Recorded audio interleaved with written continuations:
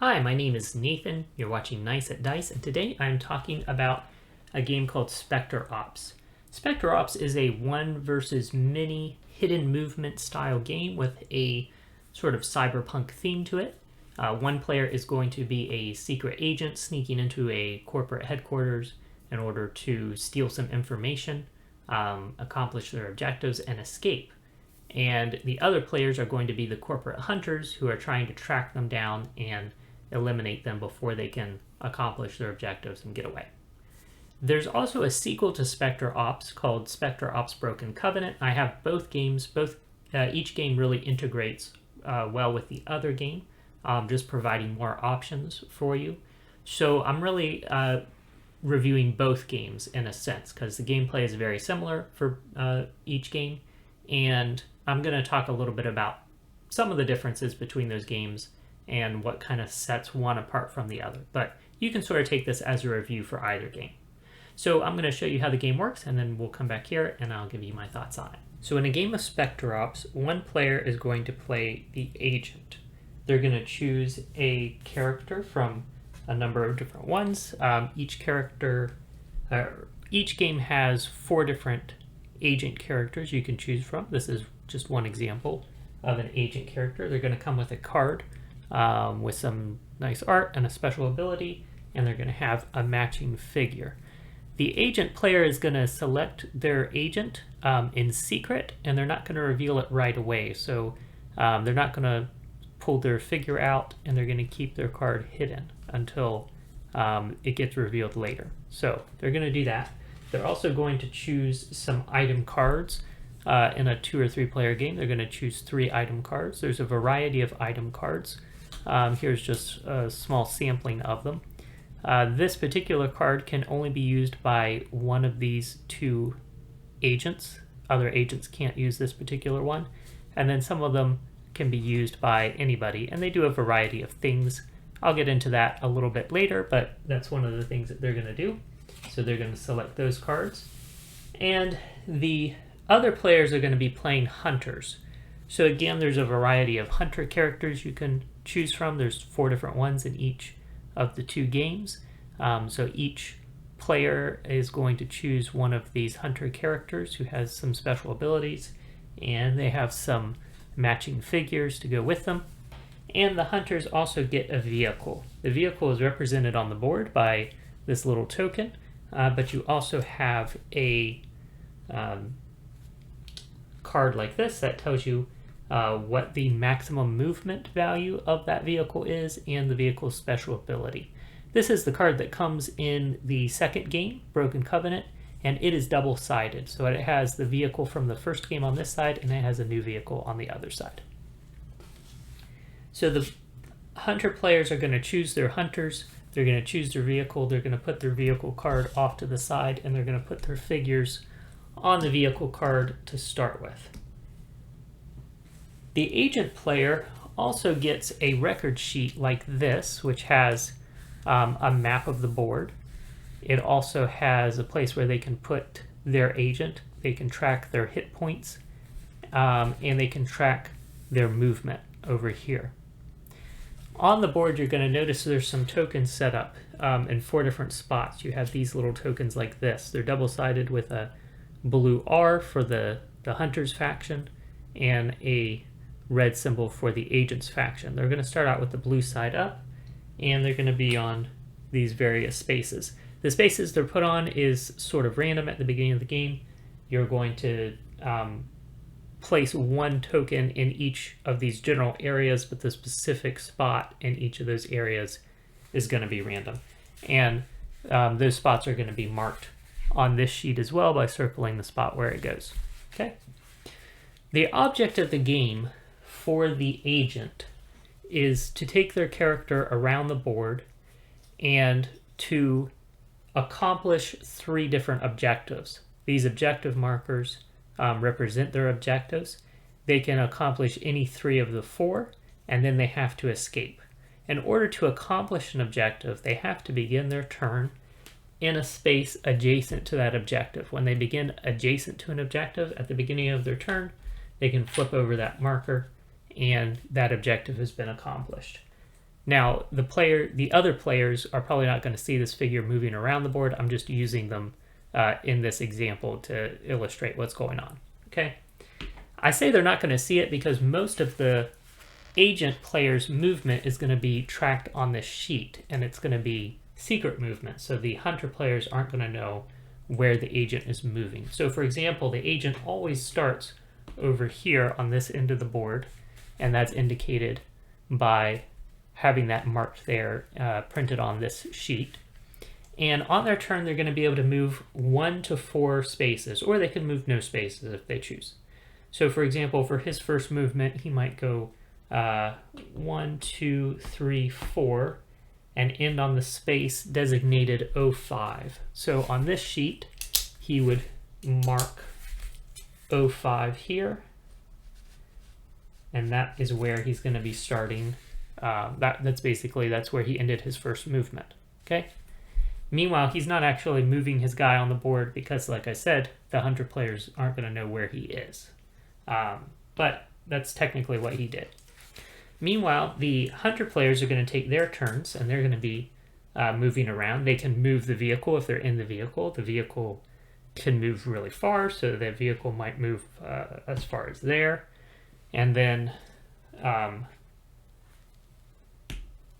they can get out of the vehicle when they choose, and they can move their own guys around, like so. And at the end of any one of their movements, they need to, the agent player needs to inform them if the hunters can see the agent player. So the hunters, basically, they can see in each of the 4 cardinal directions until they hit an obstacle like this. So this character here, for example, can see over here until they hit this. They can see this way until they hit this. They can see this way until they hit this. And they can see this way until they hit this. They can't see diagonally. They can only see in straight lines. So if the agent player happened to be here at the end of this player's movement, then they would have to place their figure on the board, revealing which agent they're playing and revealing their location. At that point, the hunter player would have the opportunity to attack. Attacking is just rolling a die. Then if you roll a 1, you automatically miss. But if you roll something other than a 1, like for example a 3, you count the number of spaces away that the hunter or that the agent is from the hunter. And if you rolled that number or greater, then you hit. So in this case, 1, 2, 3, 4, just barely missed. If he had rolled 1 higher, he would have gotten a hit. Hits are tracked on this sheet by marking off hit points as you go. If the agent player has ever taken 4 hits, then they're eliminated and the hunters win the game. And again, the hunter's objective is to move around the board to complete these objectives, at least 3 of them, and then get to one of the 3 exits that are located on this end of the board in order to escape. There's a few other nuances, like for example, let's say this agent or this hunter is here, so they have a view this way. Let's say that the agent started out somewhere in this region, they moved across here and ended there. This person would have seen them during their movement, so you're going to have a token that looks like this. It's going to get placed on the board where they would have been seen, and then you're going to put the agent's figure on top of that. So that's going to indicate to the hunters that the agent is this particular character and that they were last seen at this spot. They're not there now, but they know where they were last. So that gives them some idea of, maybe where to go looking for them. Another little nuance is the hunters can see down the roads. You have these roads here. The hunters can see both lanes of a road. So normally they can only see down that one row that or column that they're on. But like if the agent was right here, then this hunter could see them because they can see both lanes. The car can also only move on roads, so that's a limitation of the vehicle. And like I said, there's these different equipment cards that the agent has. So you have, for example, these pulse blades, which say When you place a last scene marker, you may reveal this card and stun all hunters adjacent to the last scene marker. So that means basically this guy, if he has this item card, he can like kind of duck. Maybe he was standing here, he can like duck out here, then duck away there. So his last scene marker will be going here. He was adjacent to this guy. He could use this item to stun this guy. So he's kind of like a little hit and run tactic kind of character. So you have items like that. You have this one, Adrenal Surge, which just lets the agent move a little bit farther on their turn. You have Flash Bang, which lets you like temporarily blind all the hunters so you don't have to announce if they would have seen you. So you have little things like that that you can use. There are also, if you're using this board, which is the board that comes in the second game, Broken Covenant, you have on the board these little spots that are highlighted in green. If the agent begins their turn in one of those spots, they can draw one of these green item cards, which get shuffled at the beginning of the game and form a little deck. So they can pick up some additional items as they play. There's also a 2-minute timer. They recommend using this for the hunter's turns, so that each hunter only has 2 minutes to complete their turn. They highly recommend that. I have never actually used it. I consider it just an optional component. So hopefully that gives you a pretty good idea of how the game is played. As you can see, it's pretty simple, straightforward. You're not doing a whole lot on your turn. There's not a lot of complicated rules. It really boils down to just sort of that cat and mouse game of the agent trying to move around the board, accomplish their objectives, and escape, while the other players are trying to hunt them down and eliminate them before they can do that. So it is a very, it's a very fun game. It's a very intense game. One of the things that I enjoy about it, having played multiple times as both the agent or a hunter, is that in either case, you really feel like you're on the ropes the whole time. As the agent, you feel constantly like you're going to get caught on any round, and so there's that intensity to it.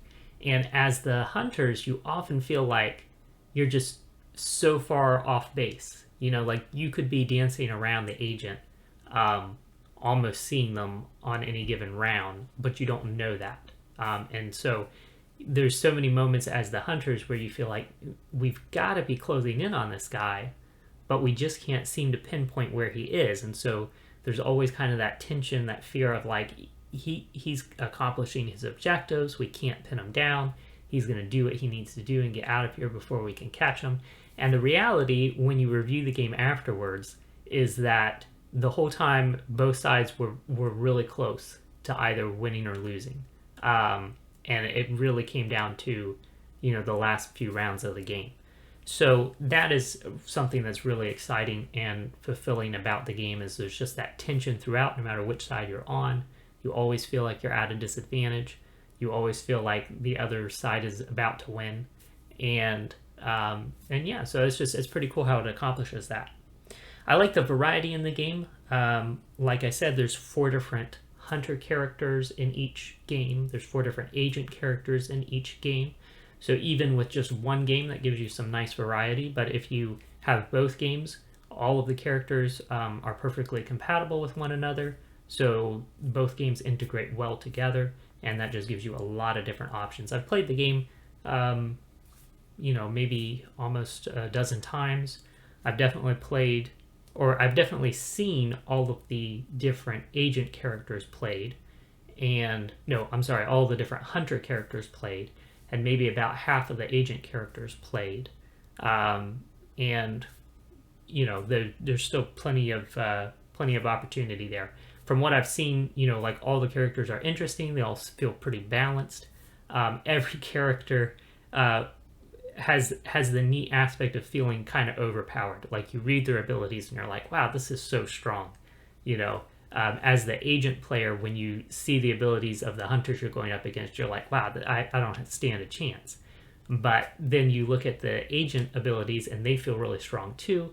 And so that's exciting about the game too. Like you always feel like your opponents are way overpowered, but no matter which side you're on, you feel that about your opponents. So both sides just feel really strong. They both have really cool abilities.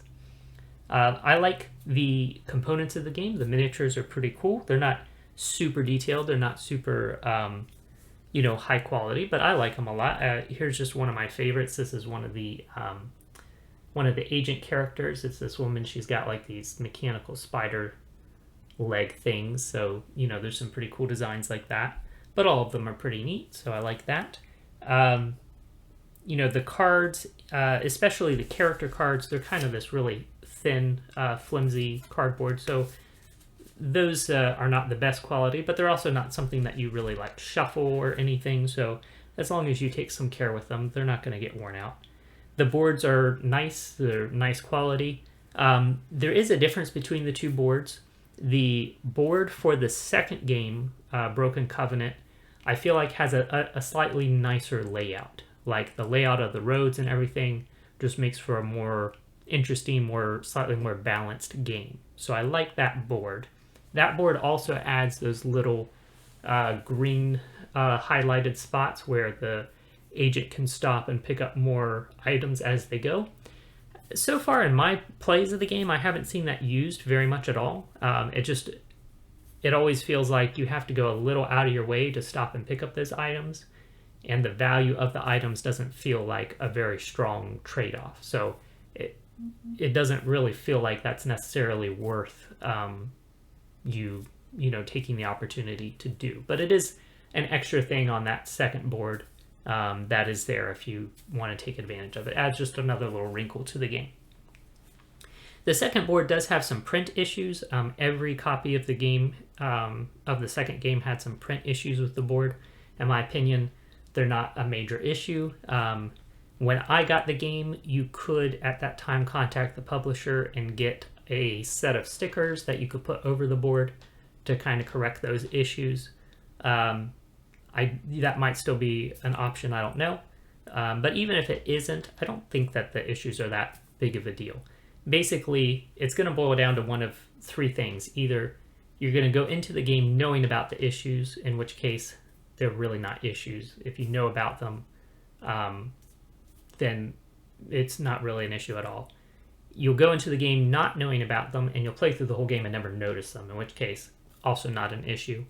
Or you'll go into the game not knowing about them, and you will randomly stumble upon the issues as you play, and you'll be confused for a couple of minutes while you try to figure out, why does the board say this when it doesn't seem like it should say that? But, after a minute or two, you'll be like, well, I guess it's just a misprint, and you'll move on, and it's not really going to disrupt the game that much at all. So, to me, pretty much a non-issue. One of my favorite things about this game, especially because of the conditions in the world right now with the COVID-19 pandemic and people, social distancing and self-quarantining and that sort of thing, it's not as easy to get with friends and family to play games. And this is a game that can very easily be played remotely using, a video conferencing service like Zoom or something like that. I have my overhead camera, so I'll set up the board with all the pieces on it, and I'll display that for everyone who's playing. The agent sheets, these can be found as a downloadable PDF. You can download it and print it out at home. So whoever's playing the agent can just print that out, and they have access to that. And then really all you need is for everybody else to have knowledge of what is on the cards, what's on the different character cards and the equipment cards for the agent. Some of that can just be conveyed by whoever actually has the physical game. But also if you go on a website called BoardGameGeek.com, where you can get all kinds of great information and resources for lots of different games. On there you can find a document that you can print out as 2 sheets, and this basically just summarizes all the abilities for the different characters and the different equipment cards. So if you give that to each player, they all have that for reference, and basically everyone has everything they need to be able to play the game remotely. So that's a nice perk about the game. So overall, it's a really fun game. I do recommend it. It has that really intense sort of cat and mouse type of feel to it, with most of the players hunting down the one. There is some slight variation depending on the number of players you have. If you go up to 5 players, then one of the hunters is a traitor and they're actually on the agent side. I don't particularly care for that myself, but as far as playing at 2, 3, or 4 players, the differences are negligible, and I think it works fine at any of those player counts. There is, like I said, 2 different games. There's the original Specter Ops, and there is Specter Ops Broken Covenant. Broken Covenant has a few little extra wrinkles, like those green spots on the board where you can stop and pick up items. I would say that overall the characters available in Broken Covenant, both the agent characters and the hunter characters, are slightly more complex. That could be a pro or a con depending on how you look at it. I sort of look at it as a pro because they are a little more complex. They're going to take a few more plays to master, and so that adds a little longevity and replayability to the game.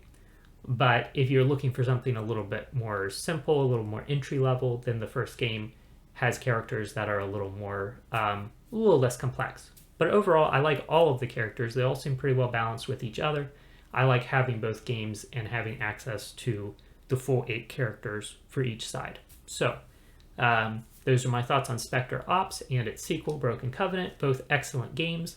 I recommend either one. I recommend getting both if you have the opportunity, and being able to combine elements from both games makes for a really fun experience. Again, my name is Nathan. This is Nice at Dice. Thank you so much for watching, and you enjoy the rest of your day.